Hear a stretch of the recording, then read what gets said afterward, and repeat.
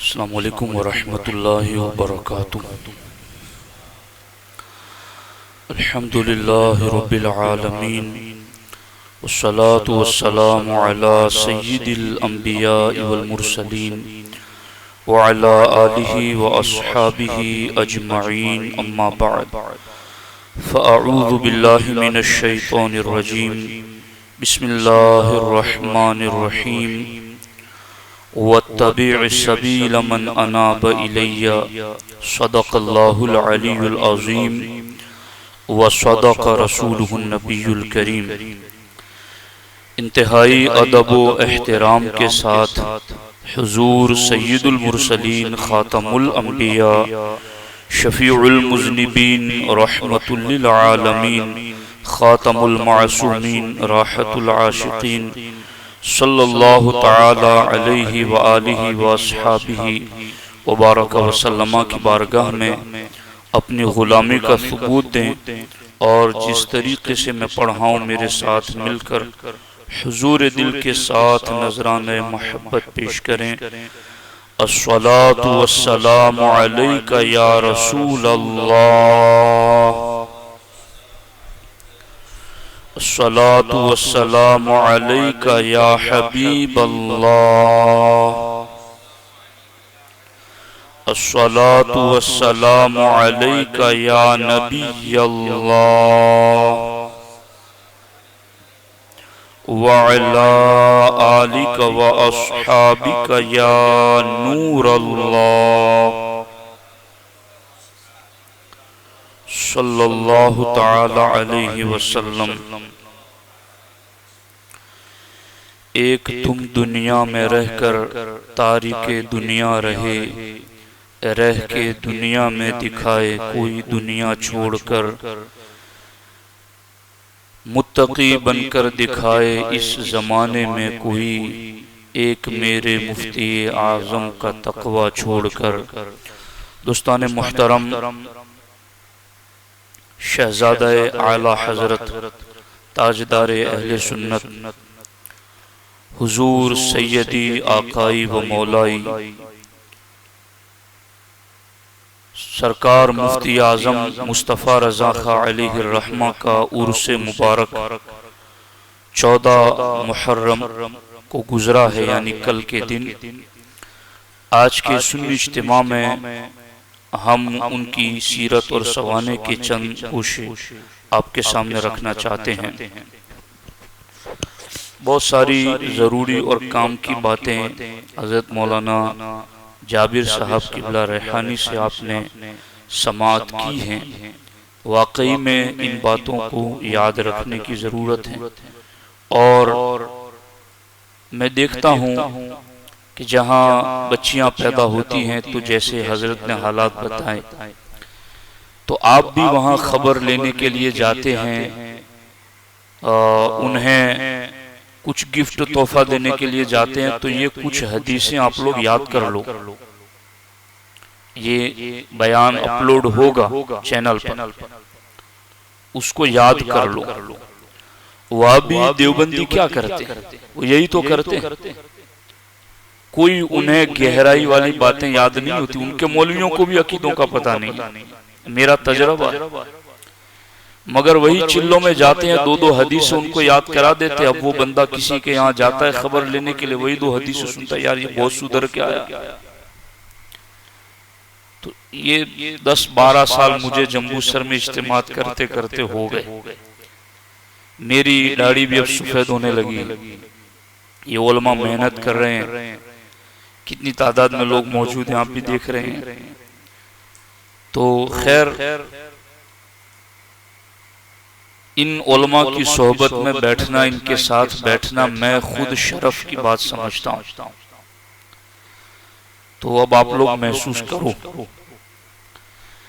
تو یہ جو حدیثیں مولانا جابر صاحب نے بتائی ہیں، انہیں یاد کرو، اور جب کہیں ایسا معاملہ ہو تو سناؤ۔ اب ہر جگہ تو عالم نہیں پہنچتا ہے، اور ہر ایک عالم کا رشتہ دار بھی نہیں ہوتا کہ اس کو وہاں جانا پڑے۔ آپ کے رشتہ داروں میں آپ جائیں گے، ہمارے رشتہ داروں میں ہم جائیں گے۔ ہم نے تو یاد کر لیا، ہم سنا دیں گے، آپ کیا کریں گے؟ آپ وہاں جا کر کے وہی پھر جاہلیت والی باتیں ہوگی، اور کیا ہوگا؟ تسلی بھی اس طریقے سے دیں گے کہ پھر وہ مزید جلے پر نمک ڈالنے کے برابر، یعنی بھلائی چاہنے والی بھی بات بھی کرنا چاہے گا تو لا علمی کی وجہ سے ایسی بات کر جائے گا کہ وہ اور زیادہ جلے پر تیل ڈالنے والی بات ہو جاتی۔ تو میرے بھائیوں، یہ سنی اجتماعات اس لیے ہوتے ہیں کہ کچھ سیکھ لیا کرو۔ اب مجھے لمبی باتیں کرنی نہیں ہے، دو باتیں کرنی آپ کے سامنے، اور یہ علماء بیٹھے ہوئے ہیں، ان سے مخاطب ہوں میں، آپ لوگ بھی سن لیجیے۔ اولیاء اللہ یہ اللہ کے نبی امام الانبیاء خاتم النبیین صلی اللہ علیہ وآلہ وسلم کے نائب ہوتے ہیں، اور حضور کی نیابت حضور کے دین کی دعوت و تبلیغ میں ہے۔ اولیاء اللہ اس نیابت کو اچھے طریقے سے نبھاتے ہیں، اور انہیں جو امام الانبیاء کا نائب ہونے والی شان ملی ہوتی ہیں، اس نائب ہونے والی شان میں دعوت و تبلیغ، احیاء دین، احیاء سنت ہوتی ہے، یعنی دین زندہ کرنا، دین پہنچانا، یہ ان کی زندگی میں خاص عمل ہوتا ہے۔ تو اولیاء اللہ نے جو دین کو نائب رسول علیہ السلام ہونے کی حیثیت سے زندہ کیا، ان میں ایک بڑا نام شہزادہ اعلیٰ حضرت حضور مفتی اعظم ہند علیہ الرحمہ کا آتا ہے۔ آپ نے دین کو زندہ جو فرمایا ہے، جب آپ کی عمر 6 مہینے کی تھی، اس وقت مارہرہ شریف سے قطب الاقطاب حضرت سیدنا ابو الحسین نوری میاں علیہ الرحمہ بریلی شریف تشریف لائے، اور بریلی شریف تشریف لائے تو مصطفیٰ رضا جو مستقبل کے مفتی اعظم تھے، انہیں حضرت نوری میاں کی خدمت میں پیش کیا گیا۔ حضرت نوری میاں نے اپنی شہادت کی انگلی ان کے منہ میں رکھ دی۔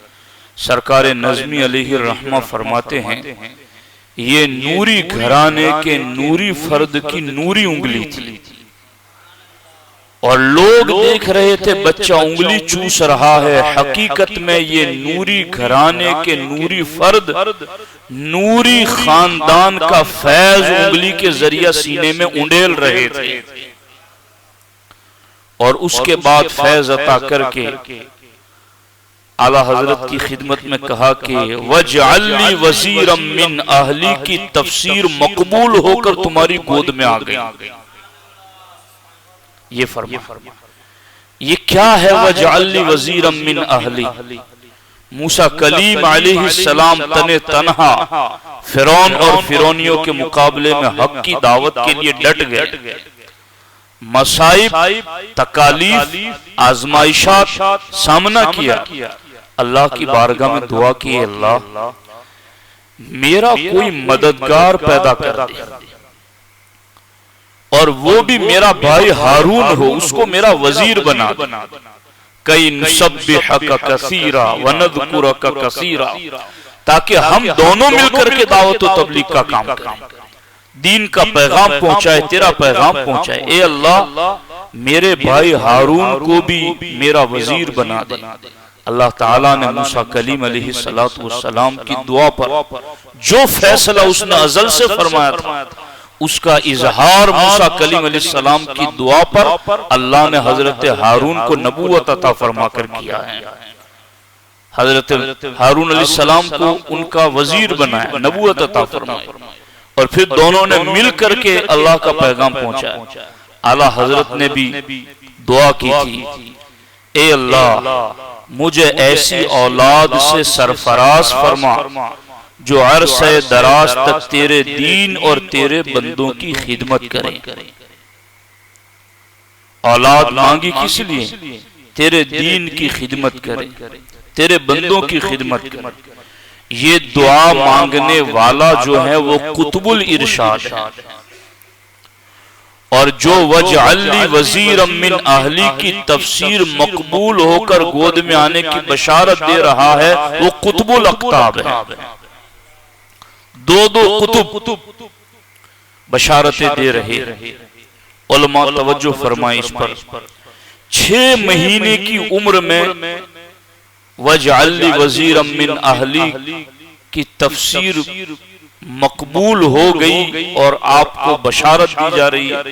سرکار مفتی اعظم ہند کی بعد کی زندگی کے ایک ایک لمحے نے قطب الاقطاب سرکار نوری میاں کے جملوں کی تائید کر دی ہے کہ اعلیٰ حضرت نے جو دین کی تجدید کی ہے اس تجدید اور احیاء دین میں مصطفیٰ رضا حضور مفتی اعظم ہند نے اپنی پوری زندگی وقف فرما دی. اب وہ جو احیاء دین زندہ کرنے کا جو معاملہ ہے جو نیابت رسول علیہ السلام میں ہر ولی کرتا ہے 2 طریقے خاص ہوتے ہیں. ایک تو ولی دین کو زندہ کرتا ہے اپنی کرامتوں کے ذریعے اور ایک تو ولی دین کو زندہ کرتا ہے دعوت و تبلیغ کے ذریعے. سرکار مفتی اعظم ہند نے ان دونوں طریقوں سے دین کو زندہ فرمایا. دونوں معاملات میں سے ایک ایک 2 باتیں عرض کر دیتا ہوں. حضور مفتی اعظم ہند حضرت نظام الدین اولیاء محبوب الہی کے عرس میں شرکت کے لیے دہلی تشریف لے گئے اور وہاں کوچہ جیلا میں آپ نے قیام کیا. صاحب خانہ اشفاق احمد تھے جن کے گھر حضور مفتی اعظم ہند کا قیام تھا. تو وہاں ایک بدعقیدہ آ گیا اور وہ علم غیب کے مسئلے پر حضور مفتی اعظم ہند سے الجھ پڑا. تو صاحب خانہ نے مؤدبانہ مفتی اعظم ہند کی خدمت میں گزارش کی حضور یہ کج بحث ہیں ٹیڑھی میڑھی باتیں کرتا ہی رہتا ہے اور ان پر کسی کی بات کا اثر نہیں ہوتا. حضور مفتی اعظم ہند نے اپنے میزبان سے کہا یہ اس وقت تمہارے گھر تشریف لائے ہوئے ہیں ان کے متعلق تمہیں کوئی سخت بات نہیں کہنا چاہیے. مولوی صاحب نے آج تک کسی کی بات سنی ہی نہیں اس لیے اثر بھی قبول نہیں کیا. یہ تو صرف اپنی بات سناتے رہتے ہیں اور وہ بھی انسنی کر دی جاتی ہے. آج میں ان کی بات توجہ سے سنوں گا. یہ توجہ ہے نا. مفتی اعظم ہند فرماتے آج میں ان کی بات توجہ سے سنوں گا. اللہ اکبر. سب حاضرین خاموش ہو گئے.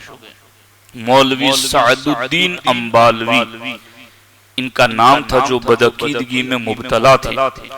1.25 گھنٹے تک انہوں نے حضور مفتی اعظم ہند کو یہ سمجھانے کی کوشش کی کہ اللہ کے رسول علیہ السلام کے پاس غیب کا علم نہیں تھا. 1.25 گھنٹے تک انہوں نے مفتی اعظم ہند کو سمجھانے کی کوشش کی. اس کے بعد مفتی اعظم ہند نے فرمایا اگر کوئی دلیل تمہاری تائید میں بیان کرنا بھول گئے ہو تو وہ بھی بیان کر دو. تو انہوں نے جوش تقریر میں آ کر پھر آدھا گھنٹے تک بولتے رہے اور اس کے بعد اخیر میں انہوں نے کہا کہ اب تو بات ثابت ہو گئی کہ اللہ کے رسول علیہ السلام کو غیب کا علم نہیں تھا. مفتی اعظم ہند نے فرمایا آپ اپنے باطل عقیدے سے توبہ کر لو. اللہ کے رسول علیہ السلام کو اللہ تعالیٰ نے غیب کا علم عطا فرمایا تھا. ابھی آپ نے اتنی بات کہی کہ اس نے کہا کہ نہیں میں تو نہیں مانتا میں نے دلائل دیے ہیں. تو حضور مفتی اعظم ہند علیہ الرحمہ نے فرمایا اگر زحمت نہ ہو تو میرے دلائل بھی سن لیں. تو مولوی صاحب نے کہا کہ برہم ہو کر کہا کہ میں نے تم جیسے لوگوں کی دلیلیں سن رکھی ہیں مجھے معلوم ہے کہ تم کیا کہو گے. دلائل سن چکا ہوگا اہل سنت. تو سرکار مفتی اعظم ہند نے بڑے تحمل سے فرمایا مولوی صاحب بیوہ ماں کے حقوق بیٹے پر کیا ہے. تو وہ غصہ ہو کر کہنے لگا کہ میرے موضوع سے غیر متعلق سوال کیوں کر رہے ہو. میں تو علم غیب پر بات کر رہا ہوں. بات علم غیب پر کرو. جواب علم غیب پر دینا تھا۔ مفتی اعظم ہند ڈائریکٹ فرما رہے کہ بیوہ ماں کے حقوق بیٹے پر کیا ہیں۔ اس نے کہا کہ موضوع سے متعلق بات کیجئے۔ مفتی اعظم ہند نے کہا اچھا تم میرے کسی سوال کا جواب نہ دینا، میرے صرف چند سوالات ہی سن لو۔ مفتی اعظم ہند نے فرمایا دوسرا سوال میرا یہ ہے کیا کسی سے قرض لے کر روپوش ہو جانا جائز ہے؟ تیسرا سوال یہ کیا کہ کیا اپنے معذور بیٹے کی کفالت سے دستکش ہو کر اسے بھیک مانگنے کے لیے چھوڑا جا سکتا ہے؟ چوتھا سوال یہ کیا کہ حج بدل کے اخراجات کسی سے لے کر حج کے لیے نہ جانا درست ہے؟ ابھی آپ نے یہ سوال مکمل بھی نہ کیا تھا کہ مولوی سعد الدین امبالوی نے آگے بڑھ کر قدم پکڑ لیے اور کہا حضور بس کیجئے مسئلہ حل ہو گیا۔ کیونکہ یہ جتنی باتیں بتائی تھی وہ خود اسی مولوی کے متعلق تھی کہ وہ اپنی بیوہ ماں کے حقوق ادا نہیں کر رہا۔ تو مفتی اعظم ہند نے فرمایا کہ میاں صاحب یہ بتاؤ بیوہ ماں کے حقوق کیا ہے؟ وہ خود قرضہ لے کر لوگوں سے چھپ چھپاتا پھر رہا تھا۔ تو مفتی اعظم ہند نے کہا کیا کسی سے قرض لے کر چھپ جانا جائز ہے؟ اس نے اپنے معذور بیٹے کو کھلانے پلانے کے بجائے اس کو بھیک مانگنے کے لیے چھوڑ دیا تھا۔ تو مفتی اعظم ہند نے فرمایا اپنے معذور بیٹے کی کفالت سے دستکش ہو کر اسے بھیک مانگنے کے لیے چھوڑا جا سکتا ہے، اور اسی نے حج بدل کے نام پر کسی سے پیسے لے کر کے حج بدل نہیں کیا تھا۔ مفتی اعظم ہند نے فرمایا حج بدل کے اخراجات کسی سے لے کر حج نہ کرنا کیسا ہے؟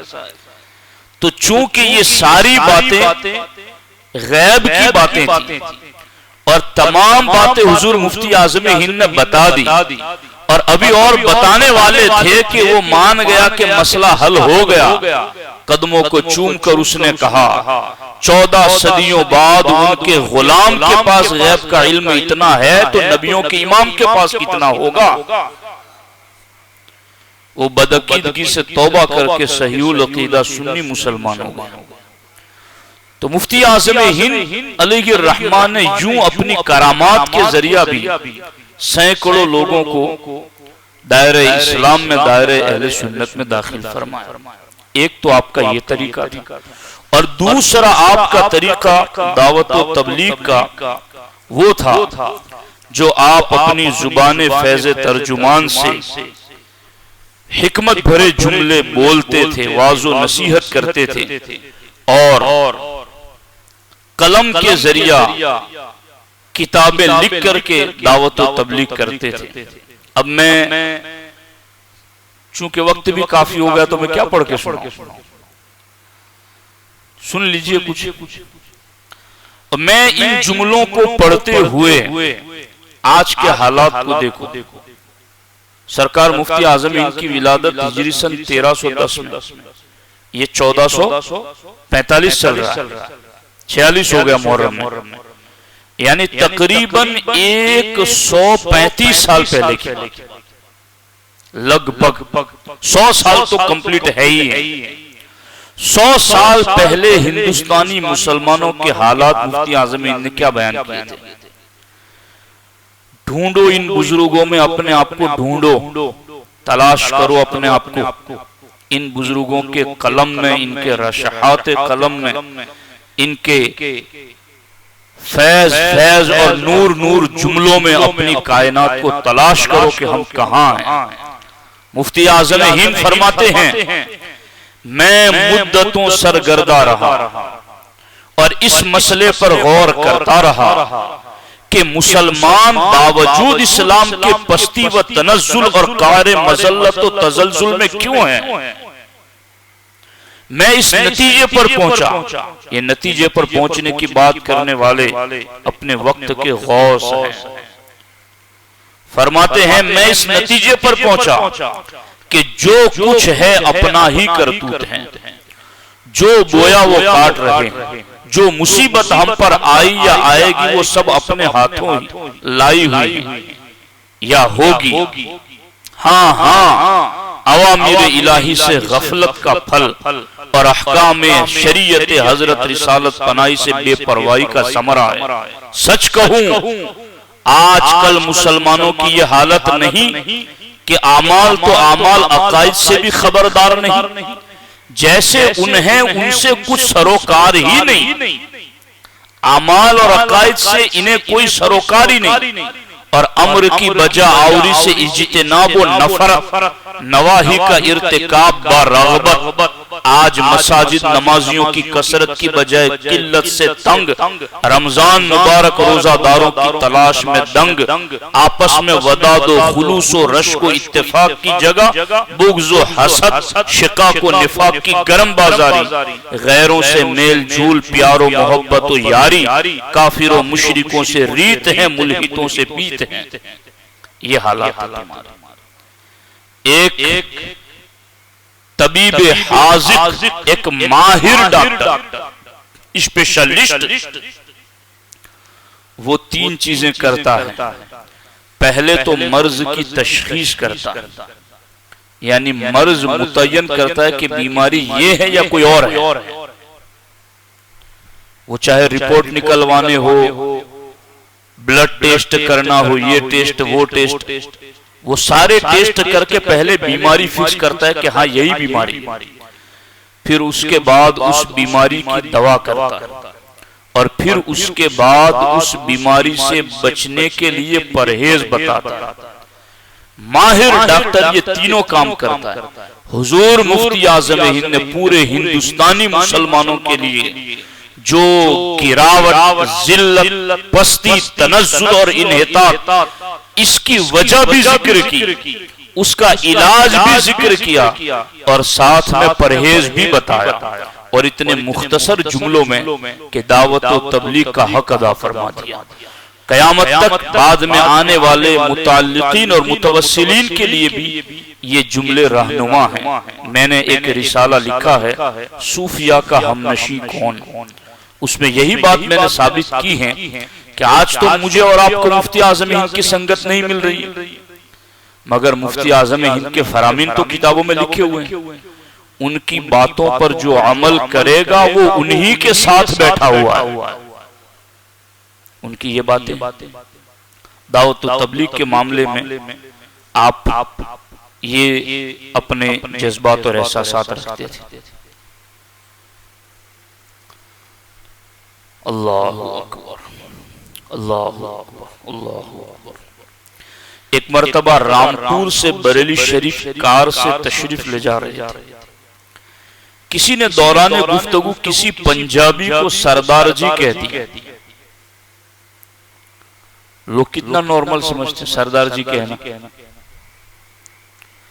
تو سرکار مفتی اعظم ہند نے سخت ناگواری کا اظہار کرتے ہوئے فرمایا، سردار تو بس ایک ہی ہیں، انہیں سکھ کہو یا پنجابی کہو، سردار نہ کہو۔